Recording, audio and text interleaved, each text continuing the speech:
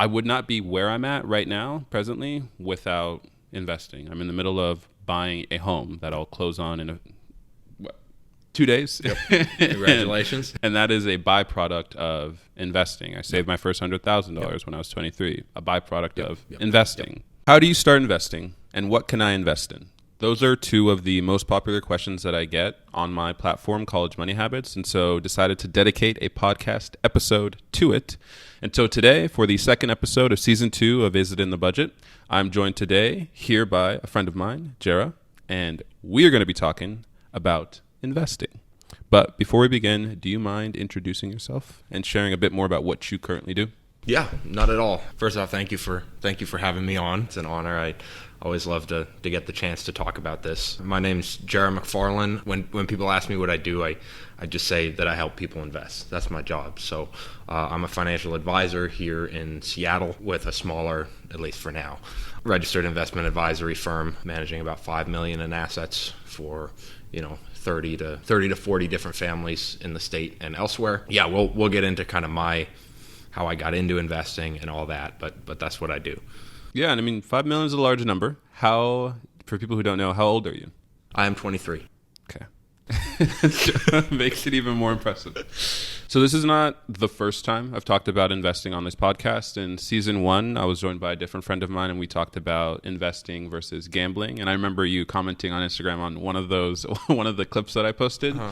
And so I know that's something that I wanted to talk about today as far as a myth about investing. But before we even begin, first, I guess let's discuss what it means to invest. As far as my understanding of investing and what I tell people is that when you're investing, it is the act of, but specifically with the stock market, putting up money with the intent of making more money as a company or as many companies, depending on the asset class that you're in, grow. Mm-hmm. And so you get, if you like Microsoft and you invest in Microsoft, you get rewarded when Microsoft does well. And that is investing in its simplest term, as far as the simplest understanding that I have of it. But how would you explain investing? I think it's important to break it down into kind of two definitions. One is like the broader economic, like super zoomed out definition of investing, which is just deferred consumption. Investing would be you deferring something today into the future. That could be, and when we think about this in terms of anything, whether it's a house you want to buy, something like that, human beings and the world in general operates on kind of the assumption that something today is more valuable than something tomorrow, in a week, in a month.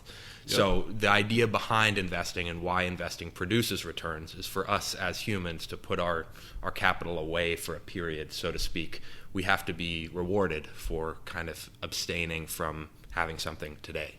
So that would be the economic definition of it. For me, when I talk to clients and I think about what is it literally, like what are we doing, I like to think about it as participating in the economy / capitalist system in a way where you are a part of the output, kind of as you said. Microsoft grows their earnings, they grow their profits, things like that.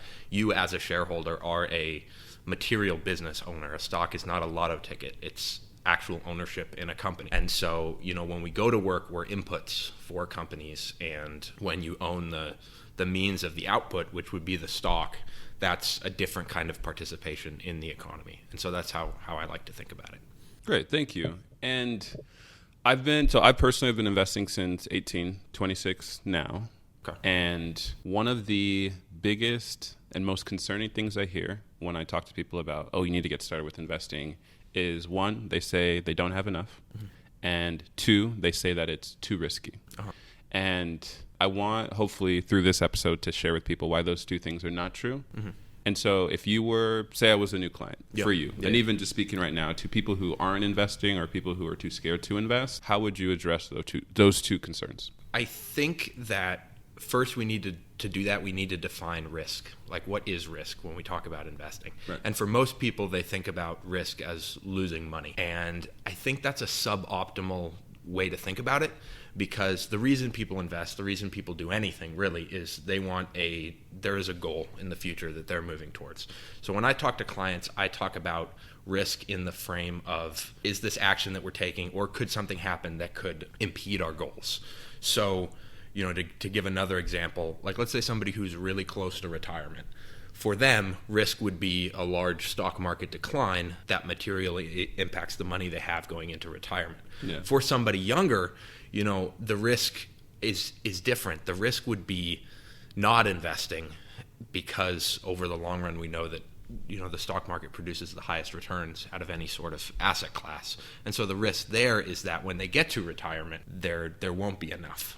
And that their goal in the future, whether it's a home purchase, a house purchase, whatever it is, won't be met because they didn't take the correct action. So I don't really think of risk as a number in terms of losses, in terms of kind of getting you to your goals, what might get in the way of that. And I guess what I would say about risk is that if your concern is that you might lose money with investing, it's a valid concern, and I'm here to tell you that you're going to lose money. It's inevitable, regardless of, it's not a matter of if, it's really just when. It could be at the start. It could be weeks from when you start. It could be years from when you start. I've lost thousands.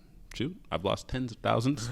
And I will say that I have by far made infinitely more through investing than I have lost. And I know that when it comes to risk and assessing risk, when thinking about getting started, I think it's equally as important to ask yourself, like, what are my short-term goals? Mm-hmm. What are my long-term goals? And how much, if I were to invest, can I even afford to invest? Yeah. And the way that I've always framed it is, if you were to lose this amount tomorrow, would you still be able to sleep at night? Would you still be able to afford to pay for your rent or your mortgage and buy groceries and function as a human being within society? If the answer is no, then you should probably start with less.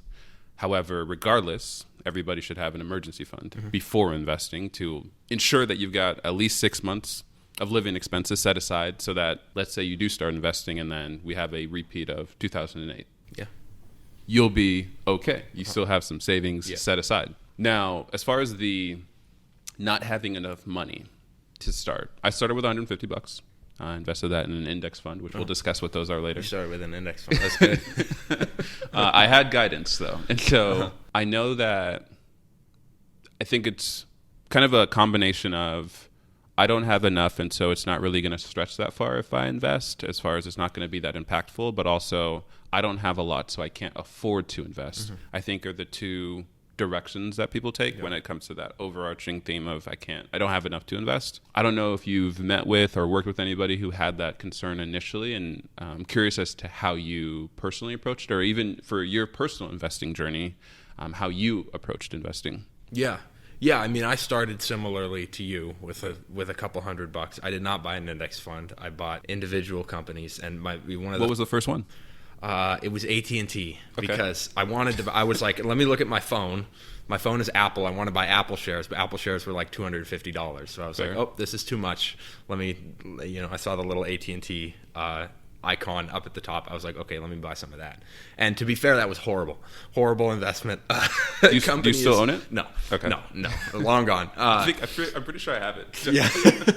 Yeah, no, the yield on it's like 8 or 9%. But yeah, that's kind of how I started out. But to touch on what you said with the not having enough money to invest or feeling like you need to be investing a lot, I will say that for anybody, who's under the age of 35, maybe 30, you have what is more important than what somebody at, let's say, 55 with a whole bunch of money has, which is time.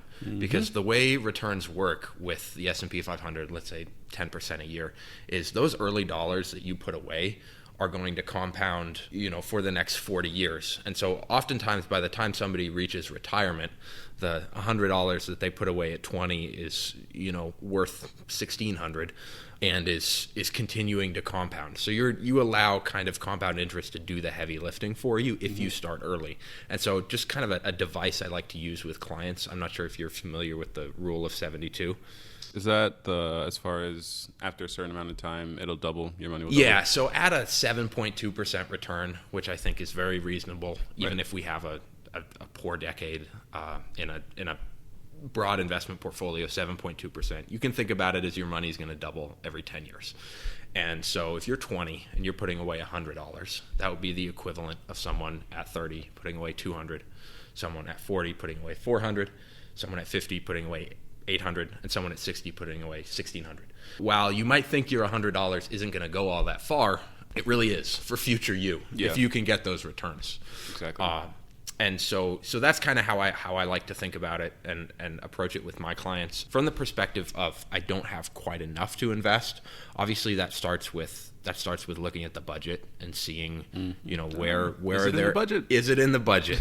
Are there things in the budget that we're spending on that don't make sense? Are we paying credit card interest when we don't have to be? Or things like that. And I have found that there is almost always room for investing, even if it's just a small amount. Like we can find $25, $100 a month. And another great way to do that, and I recommend everybody who is watching this, listening to this, use your employer plan. If you are employed by a large organization, Washington State, if you have over 10 employees, you'll likely have a 401k. Or I think 403b, right? 403b, education. You could, if you're in education in the public sector. But use that plan because first off, the money will come out before it touches your bank account, right? And you will often get the benefit of the employee match.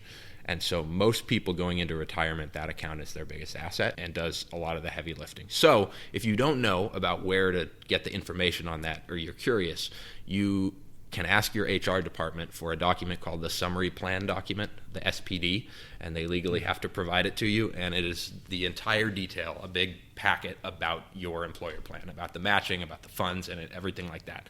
So I would familiarize yourself with that and use that as like ground number one to invest, even if it's just $25.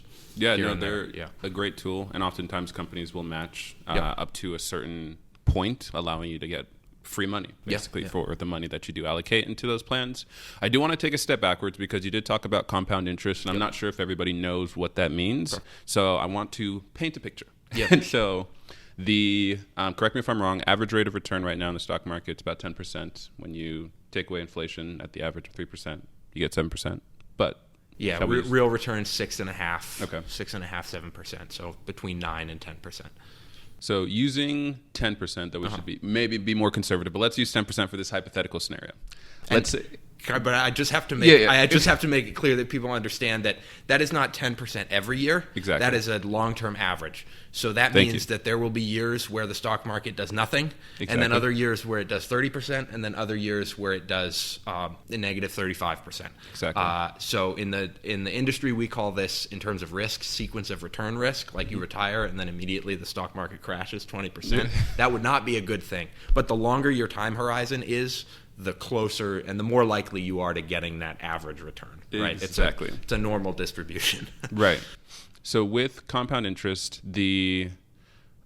for using an example, so using that rate of return of 10%. Let's say that you invest $100 into the overall stock market. Year one, that based on 10% becomes 110%. In year two, that's now 121. Did I say 110%? $110. Yeah. And then in year two, that would grow to $121 because you're earning 10% of 110, which is your current investment, as opposed to the original 100. And so as time goes on, that 10% becomes larger and larger because 10% of $1,000 is a lot more than 10% of $100. And that goes back to your point about starting early and the advantage of time, because if I waited till I was 30 years old, which I'm not even 30 yet, to start investing, you can imagine all the time that I would have given up, especially given that I started when I was 18. And there's tons of different charts and graphs that people can look at that display that somebody who starts at 25 versus somebody who starts at 35, even if they're using the same dollar amount versus maybe the 35-year-old invests for 10 more years, they still don't match that 25-year-old because they lost that 10 years at the front end. And so if you're somebody who hasn't started investing yet, I think it's important to also know that you stand to lose more by not investing than you do by starting and maybe losing a little bit off the top. It's just really a matter of staying consistent. And I mean, I'll share numbers soon about like my portfolio just to paint a picture of like what my journey has looked like. But before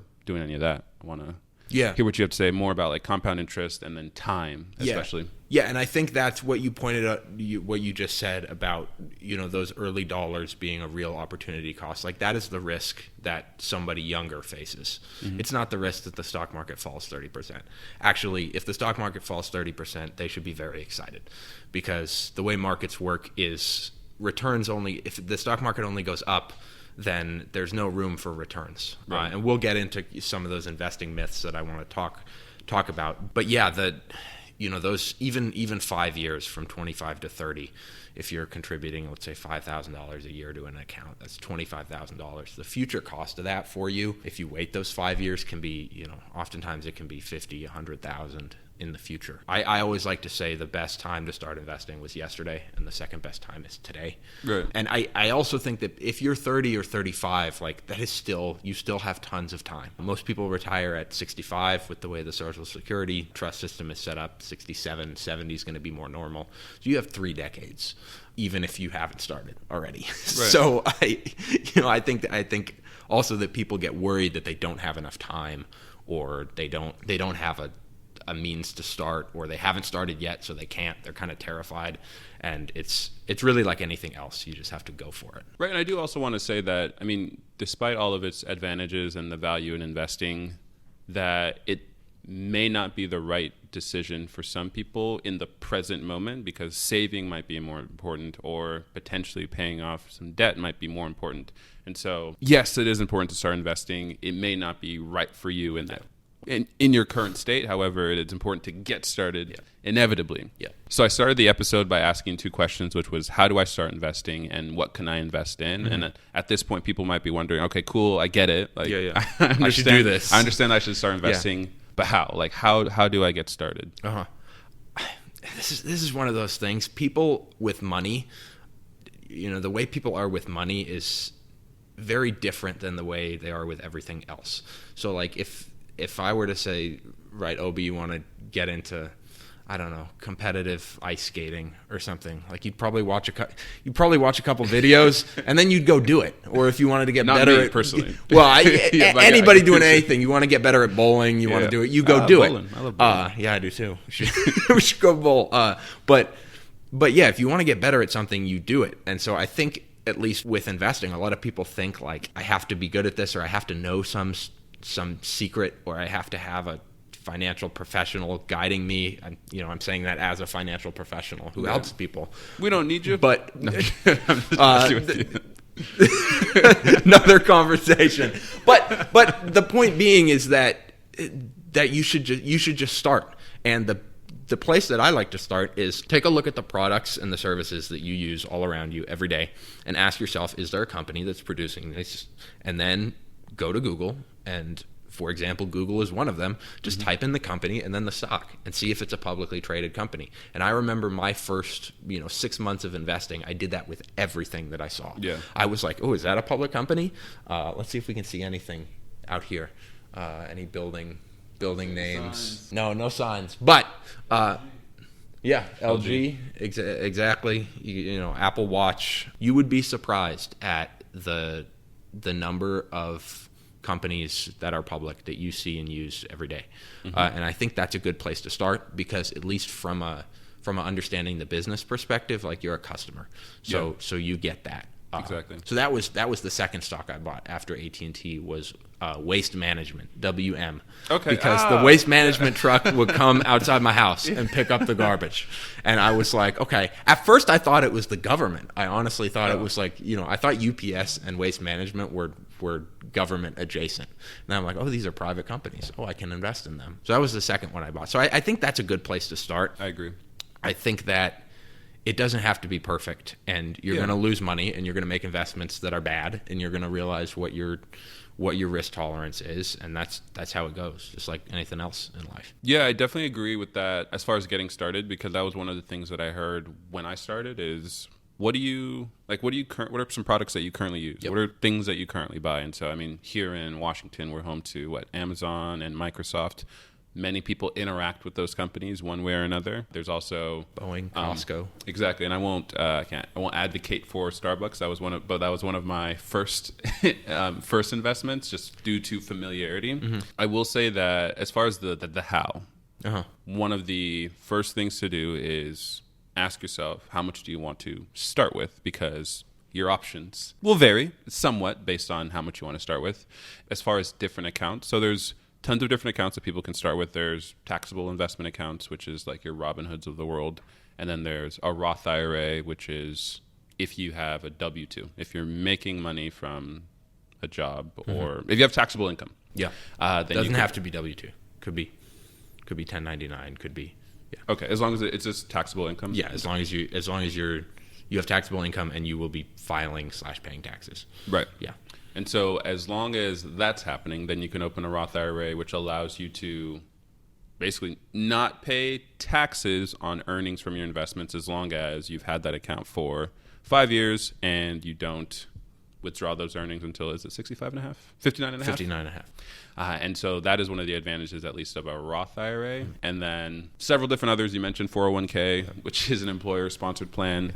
And then there's 403bs, also employer-sponsored. So can I touch on something here? We're mentioning these accounts, and they're all line items. They're all in the U.S. tax code. I like to explain to people that the tax code is, it's like 600 or 800 pages. It's incredibly complex, but there are certain groups of people in the tax code that get preferential treatment by the IRS for taking certain actions. Explain. And so the IRS and the government in general, because their job is to steer the economy in one form or another, they can influence the way people act through their tax policy.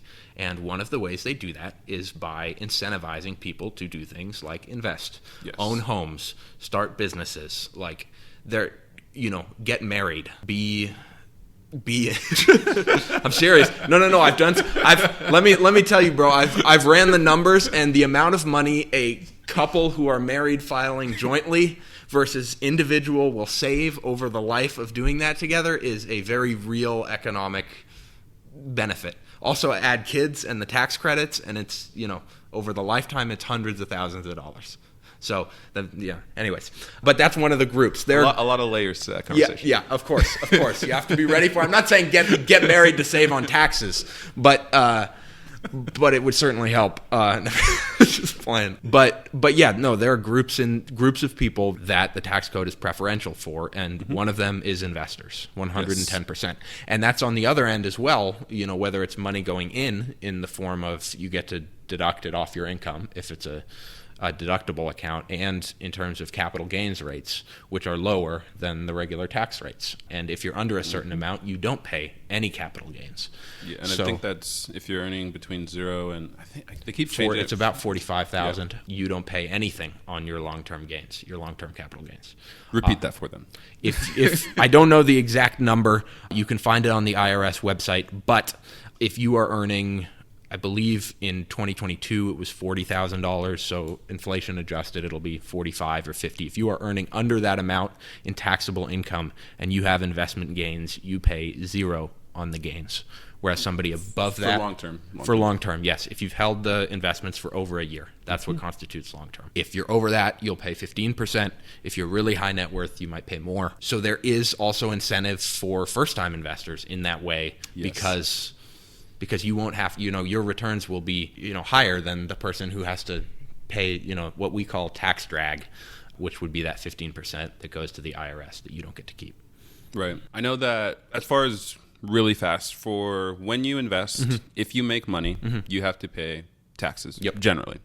And there are long-term capital gains and short-term capital gains. Short-term capital gains apply when, let's say, you invested in Microsoft, and that's not investment advice, and you held it for 6 months. And then you profited, or your investments were up $200. And then you sold it. You earned $200. You would pay taxes if you're outside of that threshold that we just mentioned on that $200, and that's going to, if it's short-term capital gains, correct me if I'm wrong, it's going to be based on your income tax rate. It's regular. It's your highest tax bracket. So it's your marginal tax bracket. Whatever the top dollar that you pay in taxes, that's what your short-term gains will be. It's ordinary income. And then if it's long-term, then so you've held it for more than 12 months and then you sell it, you'll fall into one of 3 buckets, which I believe it's 0%, 15%, and 20%. And that in and of itself explains the advantage that you just described as far as the incentive to hold investments for longer. Also, if you invest and you earn money and you don't sell, you're not taxed on those earnings. You're not taxed until you sell. And so I think when you hear about some of these billionaires and millionaires and seeing how much money they made in a certain year and why they're not paying a lot of taxes, a lot of times they're not really getting paid a lot of money. Well, actually, I can elaborate on this because I know exactly how these guys pay nothing in taxes. Let's say you're Elon Musk, right? Yeah. And you own $200 billion worth of Tesla stock. That is, some of the most valuable collateral in the world. So you have a team of investment bankers from Morgan Stanley, Goldman Sachs, all of Wall Street wants to basically take your securities, because your Tesla shares, because Wall Street, what they do is they broker shares and they build all these, they build options, they build all sorts of stuff. So having those shares allows them to run a book of business, so to speak. It's their inventory. And so if they can borrow those from you, it's profitable for them. And so what these guys do is the bankers give them loans on their shares. So at any point, Musk, because he has $200 billion, he could borrow $500 million at any point. He could just call them up. They hold the shares. That's what it is. He gets that money. And because it's debt, it's not income. It's money that he owes and he has borrowed. It's not counted as income. It's counted as a liability for him. And so he borrows it, and then obviously he has to pay it back. But He can pay it back in the form of his shares, or he can pay it back in the form of appreciation on his shares. Like there's a ton of ways that they structure it. But it's a nice way to live, I guess. Yeah, but it's all kind of brokered by those banks who lend these guys money. So yeah, they have zero income. It's it's perverse. It surely is. But yeah, that's how that gets done. I guess it's a nice strategy. Yeah, and a lot of folks, that's been a newer kind of innovation, is that they have brought that same lending to higher income or high net worth households as part of like retirement planning and tax planning during years where taxable income might be high for other reasons. They don't take disbursements from investments. They take debt, or they borrow against it. So. Okay. Thank you for providing that explanation. Yeah, I think a lot of times people think that they have all this income to pay taxes on, and that's not the way it gets set up. And now I feel like we took a big... Yeah, I'm not bad, bro. So talking about how to get started with investing. Yeah. So one of the things to ask yourself is how much you want to get started with. Then from there, what is your risk tolerance? So how much risk can you afford? Yeah. If you are earlier in your life, and so we could say, you're not going to start investing at age 0, but 0 to mid-20s, you can tolerate more risk because the expectation is that you're not going to retire for probably like the next 40 years or so. And with that said, that means that you might focus more on investing in, you have like individual stocks or more aggressive funds that hold tons of stocks. And we still need to talk about different things that people can invest in. But as far as if it's a process of how to start investing, how much do you want to start with? What is your risk tolerance? Do you want to be more conservative? Do you want to be more aggressive? What is your goal? Do you want to outperform the market? So when you hear that 10% number, do you want to be making 50%? Do you want to be making 20%? Or are you fine with that? Because that's also going to determine your approach and your strategy. And then what account makes the most sense for you? For me, as far as I was deciding between Roth IRA or taxable account, which is like, again, the Robin Hoods of the world, then opening an account, funding that account, and then making your first investment, which could be, if you're somebody who exercises a lot, Lululemon. Yeah. Not investment advice. If you're somebody stock's been awesome. If you're somebody who flies a lot, it could be whatever your preferred airline is, like not Delta. Boeing. Yeah, definitely not Boeing right now. We can't give advice. But examples would be like Delta Airlines, Alaska Airlines, there's JetBlue. Those are all publicly traded companies. If you enjoy Amazon's Black Friday sales, or they have a certain thing that they do. And so if you love Amazon, Prime Day. Amazon Prime Day. Then you could invest in Amazon. Yep. Those are all tons of different things that you can start out with. Yep. And I know for me, I had the benefit of having a friend whose dad worked in finance, and he was able to help me decide. But in the end, I invested $150 into a fund, a total stock market index fund, which allowed me to invest in tons of different companies at the same time. And so I got that diversification, which reduced my overall risk. It's a fund that I still hold today. For people who are wondering, let's say they get the how to start investing, and now it's the what should I invest in. what are some of the options that people should be aware of when starting out on their investment journey? Yeah. I think you touched on the individual stocks. I tend to subscribe to the notion that for most people, picking individual stocks is a hard thing to do. Yep, I agree. And even the professionals who pick individual stocks over the long run, with the exception of Warren Buffett, don't beat the market. Don't beat the 10% a year. Yep. And so the market is this kind of omnipresent mechanism that is the best place for most, for 95% of people. You should just own the American public market and call it good. And that would be the S&P 500. You mentioned a total stock market index fund. But the product that you would use for this and that I recommend to people would be ETFs, which My are favorite. Exchange traded funds. An ETF is a very tax efficient liquid being you can move in and out of it quickly. You can buy and sell it without any hold-up periods. Yep. Investment vehicle for accessing a wide array of, it doesn't just have to be stocks. It could be bonds. It could be real estate. It could be, we even got a Bitcoin ETF now. Yeah. I think as of last week. Yeah, as of last week, biggest news of the year so far. So there is an ETF for anything and everything you could invest in. The three major U.S. stock market indexes are the Dow Jones Industrial Average, the S&P 500, and the NASDAQ Composite or NASDAQ 100. And so this is not investment advice, but I'm going to throw out three funds that are the lowest cost for each of those indexes. For the Dow Jones, the ticker is DIA. The Dow Jones, it's the SPDR Dow Jones Industrial Average ETF. For the S&P 500, it's the SPY. And then for the NASDAQ, it's the Qs, we call them QQQ, and then QQQM. And so those are all, kind of baseline stock funds that track the big market and will make sure that when the market does well, you get that same return. Whereas there's no promise if you're picking stocks that'll happen. So I want to also add that I personally, in my portfolio, I have SPY and QQQ. And so for those of you listening, take that as you will, but don't take it as advice. Also to add, I don't know if people understand when you say go to the stock market and you can buy X, Y, and Z. It's clear what that looks like. Yeah. Typically, if you're on a platform like a banking platform or you're on a Robinhood, you've entered the stock market. Yep. It'll just look like a screen, really, where you can type in SPY, and then SPY will appear, and it'll show you potentially the top 5 holdings of that fund. And even taking a step back, the difference between a stock and an ETF, as far as, we'll use Microsoft again. If I like Microsoft, I can invest in Microsoft as an individual company.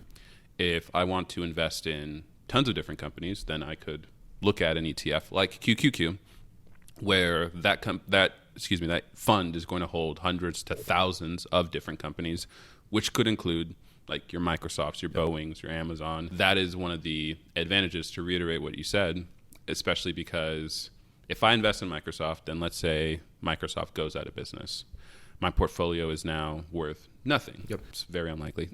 And that's risky because the weight of your portfolio is tied to one company. If you invest in an ETF that, let's say one of the companies is Microsoft, if Microsoft goes out of business, you could still make money through that fund because there's so many other holdings. And so if those holdings are performing well, those companies are performing well, then you wouldn't lose money in that scenario.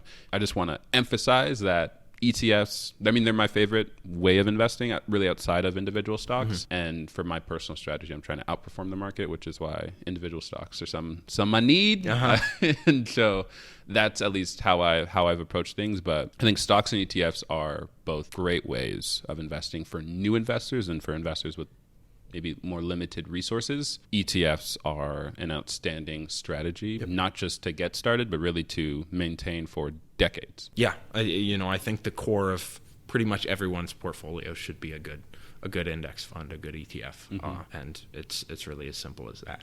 Yeah, and I don't know if you're comfortable sharing details around your investment journey. I know that for me specifically, I just want to paint a picture about what it's looked like. I started out again with that 150 in an index fund. After that, I invested in a local company, Seattle Genetics, which is now I believe CGen, and then Starbucks, and then tons of other individual stocks, and then a large focus throughout my college years was IPOs, not an overall great strategy.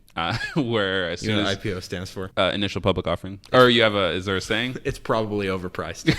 So, with initial public offerings, that's when a company is going public. What I would do is there's a website called Seeking Alpha, and they would publish a IPO, basically a list that showed you what's going public and on what day. And so I would look through that list for biotech companies. A lot of it was immunotherapy, at least what I looked at, what I focused on, and then also retail. As soon as those companies would appear on the stock market, throw some money at it and see what happens. A lot of times I made money.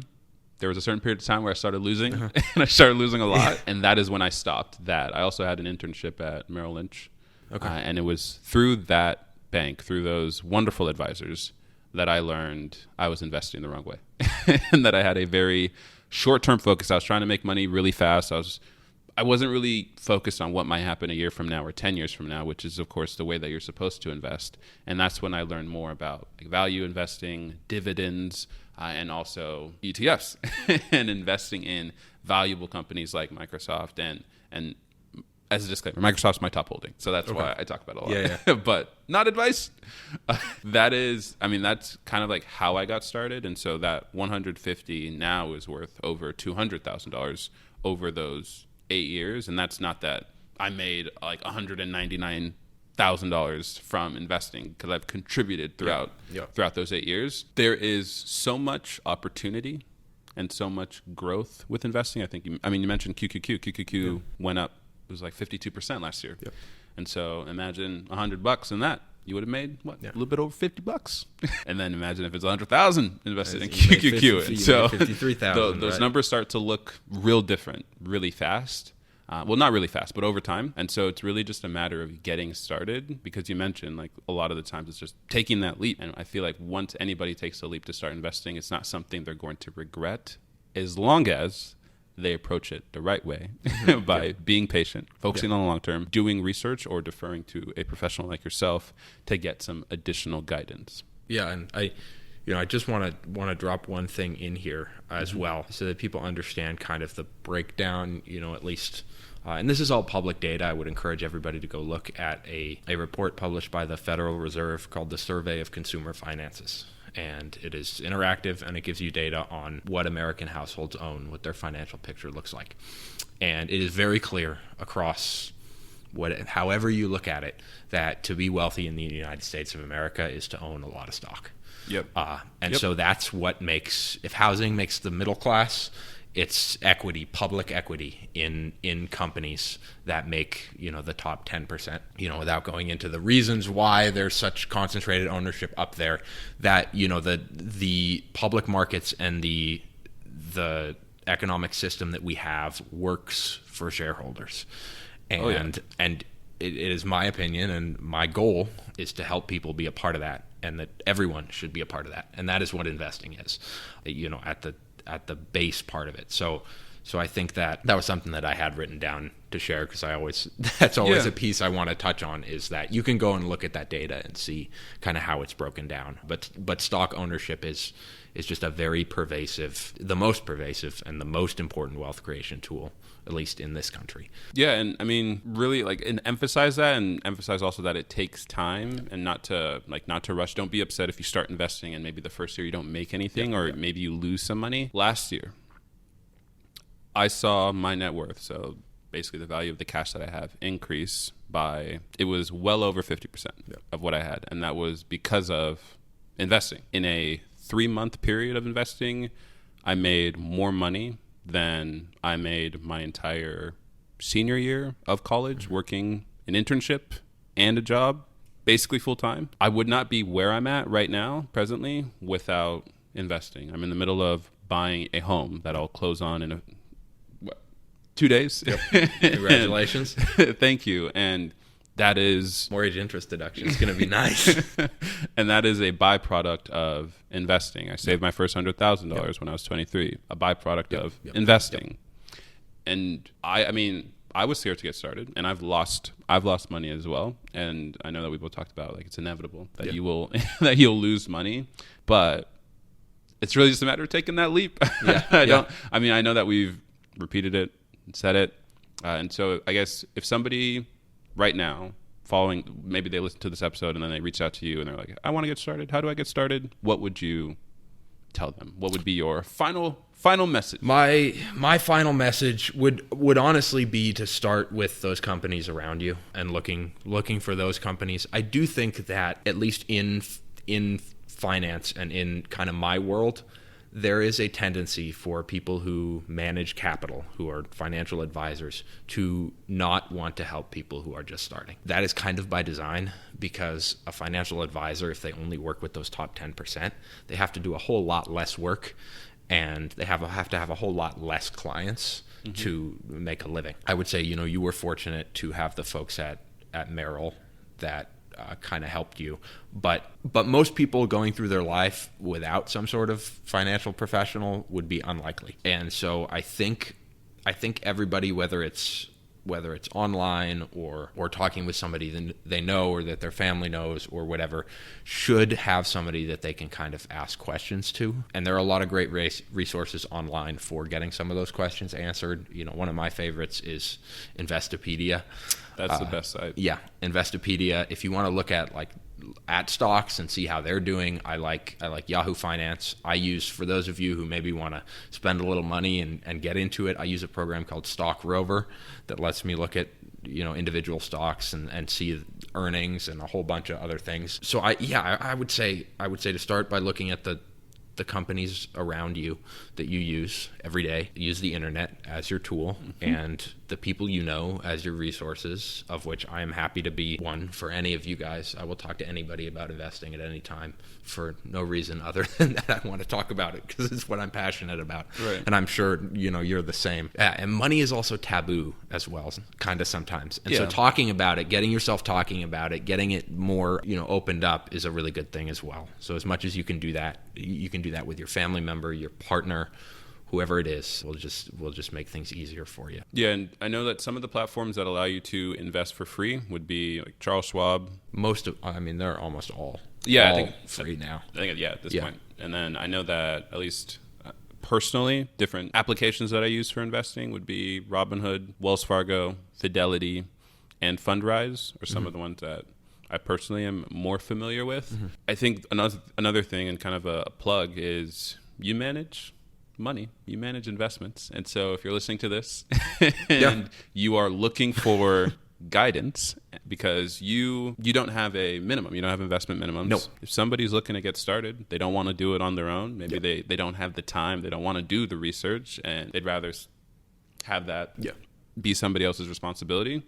Jarah might be your guy. Yeah. Well, that's, to be honest, that's why I got started doing all this, is because most financial advisors only want to work with the top 10%. And so there's this huge gap of everybody else who either it's do it yourself or you don't do it.